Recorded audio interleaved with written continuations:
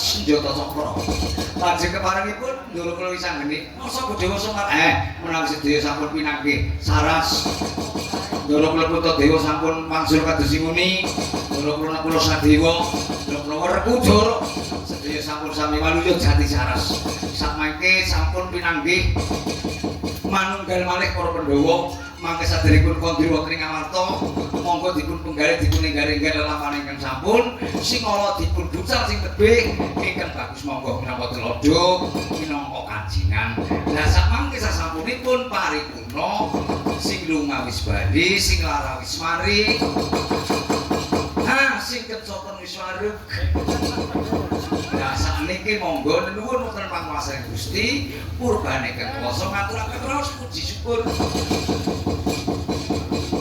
panjenengan Ndara kula Werkudara lan para Pandhawa saged nglampahi lelampahan ingkang sampun paduka raosaken piyambak kanthi boten wonten aral setunggal menapa.